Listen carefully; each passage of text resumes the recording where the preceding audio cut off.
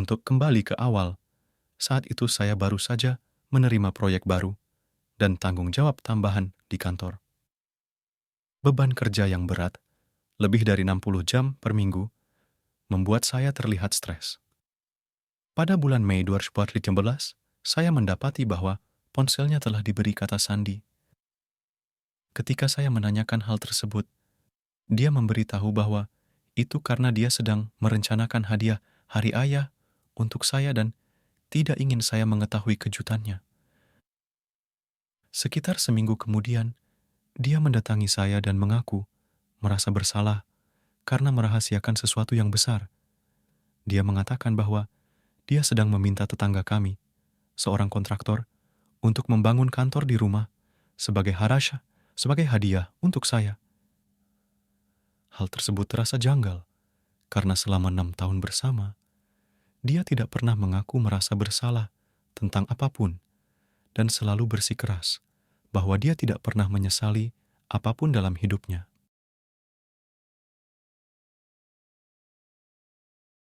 Waktu terus berjalan, teleponnya masih terlindungi kata sandi, dan suasana terasa tidak enak. Saya semakin sering melihatnya menggunakan telepon dan tersenyum sendiri. Namun, ketika ditanya sedang apa, dia tidak menjawab dan langsung menyimpan teleponnya.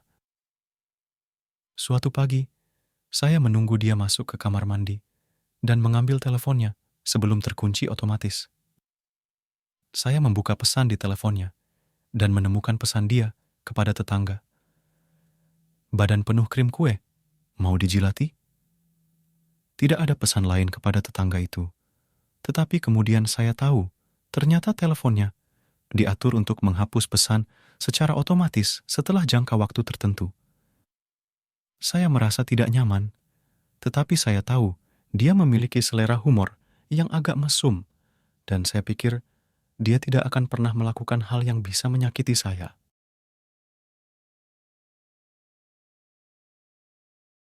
Waktu terus berlalu, dan tetangga itu semakin sering menghabiskan waktu di rumah kami. Namun kemajuan pembangunan ruang kerja malah semakin lambat. Kekhawatiran melanda saya, ada yang terasa tidak beres. Akhirnya, saya mulai mengecek lokasi keberadaan dia menggunakan Google Timeline. Di saat itulah saya menyadari bahwa ada banyak celah kosong dalam riwayat GPS-nya karena dia mematikan GPS di teleponnya. Maju cepat ke bulan Juli, paranoia sudah melanda saya hebat. Saya katakan padanya bahwa saya perlu menginstal antivirus baru di teleponnya.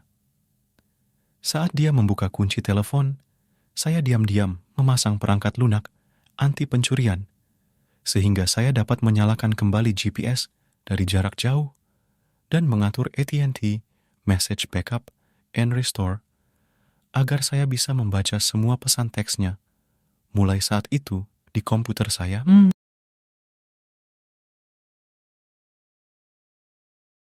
Besoknya, ibu saya meminta untuk mengajak kedua anak kami bermain. Istri saya pun mengantar mereka ke rumah ibu dan memiliki waktu luang untuk dirinya sendiri. Sepanjang hari, saya mengawasi aktivitas istri saya dari kantor. Ternyata dia mencoba bertemu dengan tetangga, tapi gagal karena dia sedang sibuk dengan pekerjaan di lokasi lain. Malam harinya, setelah menjemput anak-anak dari rumah ibu, kami pergi makan malam bersama tetangga, pacarnya, dan anaknya. Istri saya dan pacarnya bersenang-senang, minum-minum, tertawa, dan bercanda. Pacar tetangga bilang, ingin menonton Magic Mike XXL. Saya bilang itu ide bagus. Nanti saya yang jaga anak-anak, biar istri saya dan dia bisa pergi. Akhirnya, istri saya dan pacarnya pergi nonton, sedangkan saya dan tetangga kembali ke rumah agar anak-anak bisa bermain video game bersama.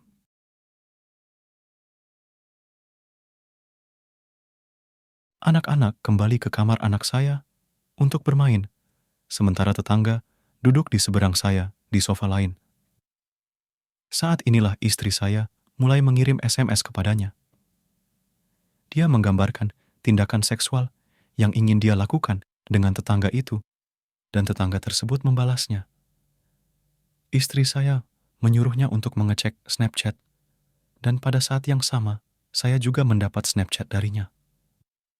Isinya adalah video dia sedang memanipulasi dirinya sendiri di kamar mandi umum. Mereka terus berbicara, mencoba mencari tahu kapan mereka bisa bertemu dan berhubungan seks. Mereka memutuskan pada Senin pagi setelah saya berangkat kerja. Di kepala saya sudah berencana untuk pura-pura pergi dan kemudian kembali untuk memergoki mereka.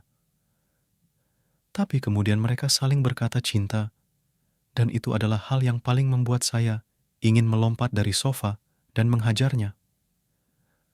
Namun saya menahan diri dan terus membaca percakapan yang terjadi di depan saya. Kemudian tetangga itu berkata padanya, "Kamu milikku sekarang." Dan istri saya menjawab, "Selalu begitu." Diakhiri dengan tulisan tetangga itu, "Dan akan selalu begitu."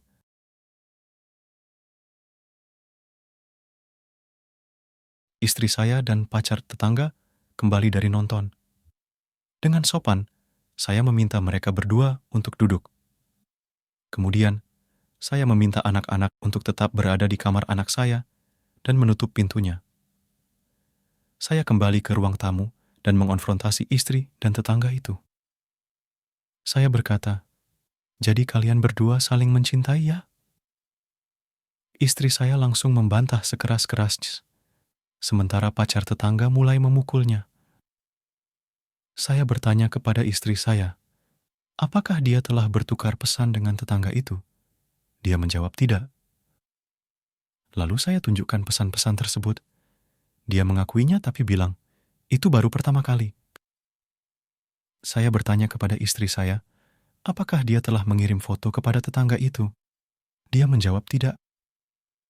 Lalu saya tunjukkan fotonya. Dia mengakuinya, tapi bilang itu baru pertama kali.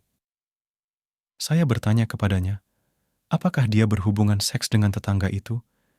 Dan dia menjawab tidak. Karena saya tidak menunggu untuk memergoki mereka berhubungan seks, saya tidak memiliki bukti untuk menyangkalnya. Jadi hal itu belum terselesaikan.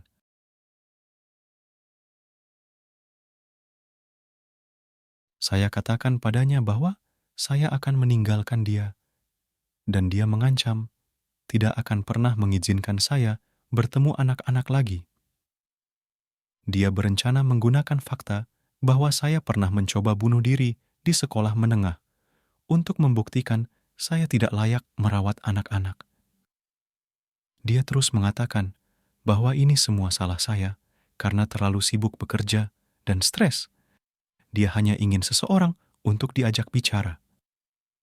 Kemudian dia memberi saya ultimatum untuk memutuskan apa yang akan saya lakukan atau dia akan memutuskannya untuk saya. Pacar tetangga mulai membela mereka berdua, mengatakan bahwa ini tidak akan serius jika mereka tidak berhubungan seks dan bahwa saya dan istri saya terlalu sempurna untuk dipisahkan oleh hal ini. Tetangga pulang, dan saya serta istri saya berdebat sepanjang malam tentang apa yang akan kami lakukan. Kami tidur di tempat terpisah tanpa menyelesaikan apapun. Sepanjang akhir pekan, kami terus berdebat tentang masalah ini dan akhirnya sepakat untuk berpisah, sementara sambil memikirkan apa yang kami inginkan.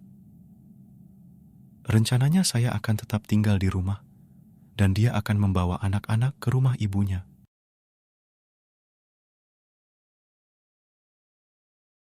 Senin itu, saya sedang rapat dengan atasan ketika mendapat SMS darinya. Dia bilang sudah menjelaskan semuanya kepada anak-anak, tapi mereka sedih dan perlu saya jelaskan juga. Pulang kerja, saya mendapati anak-anak menangis. Istri saya mengatakan pada mereka bahwa ibu harus pindah karena ayah marah padanya. Ketika anak laki-laki saya ingin tinggal dengan saya, istri saya melarangnya. Anak laki-laki saya menyimpulkan bahwa jika ibu harus pindah karena saya marah padanya, dan dia juga tidak bisa tinggal, maka saya pasti marah padanya juga. Anak perempuan saya menangis karena melihat abangnya. Saya rasa dia belum cukup umur untuk mengerti apa yang sedang terjadi.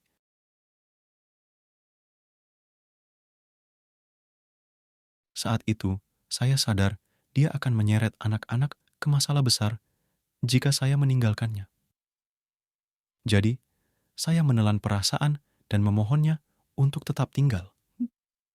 Dia setuju, tetapi bersikeras agar saya meminta maaf kepada tetangga itu, karena kita masih perlu bersosialisasi dengan mereka, karena anak laki-laki kami berteman baik. Meskipun benci, saya tetap melakukannya. Kami masih sesekali bertemu mereka, dan mereka datang ke berbagai pesta ulang tahun dan liburan kami. Tetapi saya akan melakukan apapun untuk anak-anak, dan saya bersikap sopan setiap kali bertemu mereka.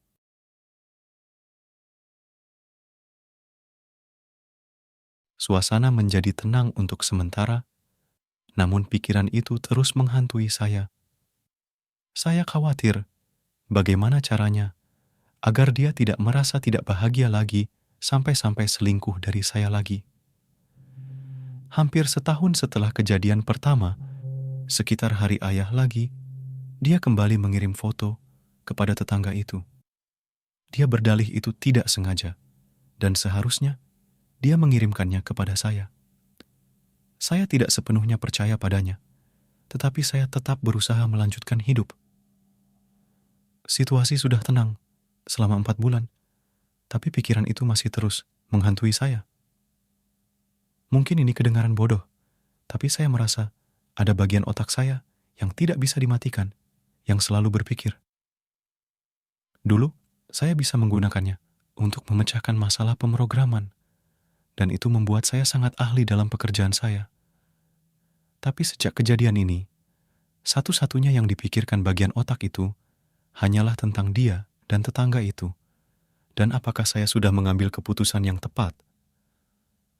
Performa kerja saya menurun, dan rasanya saya sudah berbulan-bulan tidak bisa tidur nyenyak.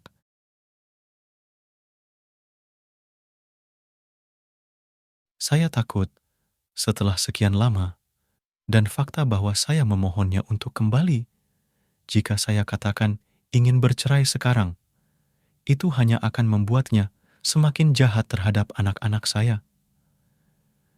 Saya merasa seperti sudah menggali lubang yang begitu dalam untuk diri saya sendiri, sampai tidak bisa keluar lagi. Saya belum benar-benar berbicara dengan siapapun tentang ini. Saya tidak ingin membicarakannya dengan ibu saya, karena saya merasa dia akan memperlakukan istri saya berbeda, dan saya tidak ingin mereka berdua semakin bertengkar. Saya mencoba berbicara dengan seorang teman, tetapi sarannya adalah untuk percaya pada Tuhan. Tapi itu tidak banyak menghibur saya, karena saya seorang ateis. Jadi, saya tidak tahu harus berbuat apa dengan perasaan saya, atau bagaimana cara move on dari ini semua.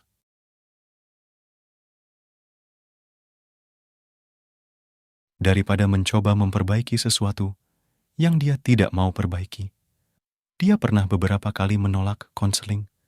Bahkan sebelum kejadian ini, saya akan pergi dari dia dan membawa anak-anak saya. Saya akan bertemu pengacara minggu depan. Terima kasih kepada semua yang telah membantu saya menyadari betapa bodohnya saya selama ini.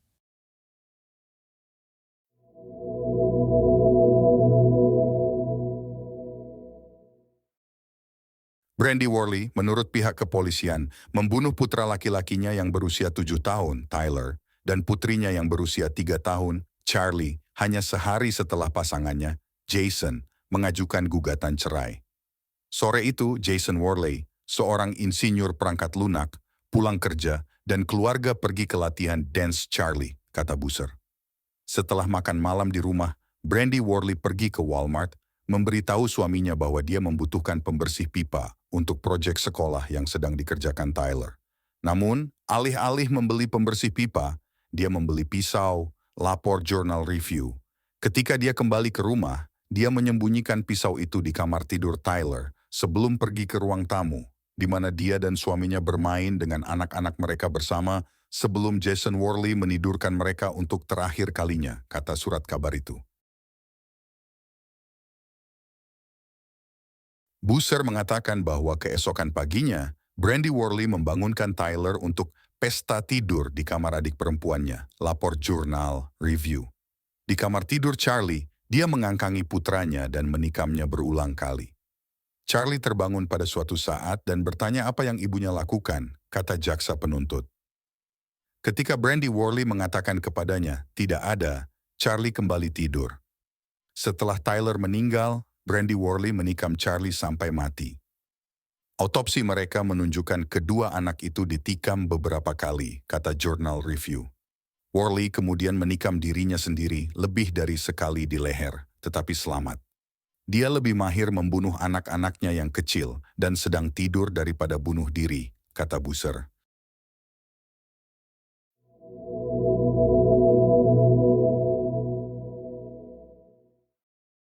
Saya ingin menyampaikan ucapan terima kasih yang tulus dan sepenuh hati atas saran dan dukungan yang telah saya terima di sini. Tidak ada yang bisa meramalkan tragedi yang terjadi akibat pengajuan perceraian saya. Kalian semua memberikan layanan yang luar biasa bagi mereka yang membutuhkan, dan saya harap kalian dapat terus melakukannya di masa depan. Baiklah, mungkin pertanyaan pertama yang harus dijawab adalah, bagaimana keadaan saya? Untuk itu, saya bisa katakan bahwa saya baik-baik saja. Memang ada hari-hari buruk, tapi saya rasa itu wajar. Yang penting, saya atau siapapun yang sedang melalui masalah harus terus menggunakan dukungan teman dan keluarga, serta cara menghadapi masalah yang baik agar tidak terpuruk di hari-hari buruk itu. Jujur saja, saya berjuang keras untuk kembali ke kondisi seperti sekarang. Selama beberapa waktu, saya menolak tidur karena takut dengan apa yang akan saya hadapi saat bangun dan dihantui mimpi buruk tentang malam itu. Untuk sementara, saya menggunakan alkohol untuk tidur, tetapi keluarga saya cukup menyayangi saya untuk mengambilnya sebelum menjadi kebiasaan buruk dan permanen. Saya pernah dirawat di rumah sakit karena memiliki pikiran untuk mengakhiri hidup saya karena sangat merindukan anak-anak. Dari situ saya belajar bahwa kita tidak boleh pernah malu dengan kesehatan mental kita dan tidak mencari perawatan hanya akan memperburuk keadaan. Kita semua pernah mendengarnya, tetapi jika kamu atau orang yang dicintai sedang berjuang, cari bantuan segera. Hidupmu terlalu penting untuk dibuang di saat-saat lemah.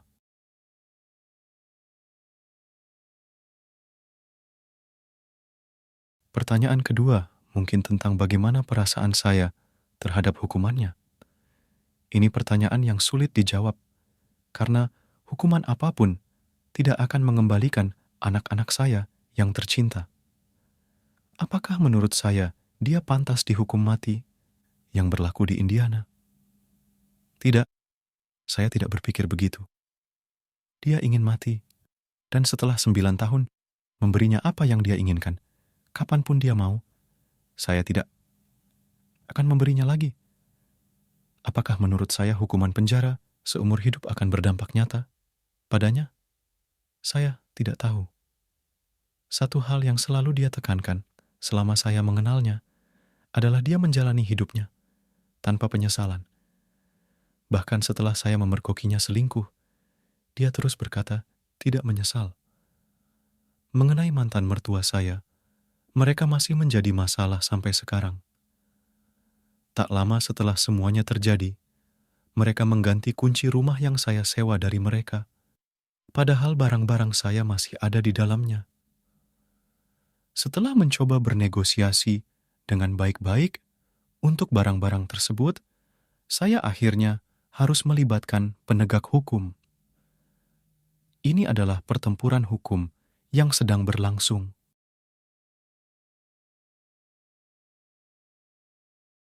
Salah satu anggota keluarga mereka menuduh saya mencuri barang yang telah saya beli dari mereka sebelum kematian anak-anak dan mengancam akan mengambil tindakan terhadap saya, kecuali saya membayar 2 kali lipat dari yang telah saya bayarkan.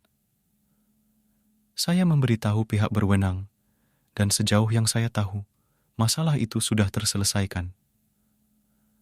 Mereka terus mempersulit saya untuk mengunjungi makam anak-anak saya. Selama peringatan 1 tahun kematian mereka duduk di dalam truk mereka dan hanya mengawasi saya sepanjang waktu selama saya berziarah di makam. Karena itu, saya tidak bisa mengunjungi makam sesering yang saya inginkan. Jika ada yang bisa saya bagikan dari semua yang telah saya alami, kamu harus selalu meluangkan waktu untuk bersama orang yang kamu cintai. Tidak masalah apakah mereka meminta untuk membacakan The Pocky Little Puppy untuk kesekian kalinya, atau mengajak bermain Smash Bros. Meskipun kalian berdua tahu, mereka akan selalu mengalahkan kamu. Lakukan saja karena tidak pernah tahu kapan saat itu menjadi yang terakhir. Selalu pastikan mereka tahu betapa kamu mencintai mereka. Saya beruntung karena hal terakhir yang anak-anak saya dengar adalah, "Ibu ayah cinta kamu. Selamat malam. Sampai jumpa besok."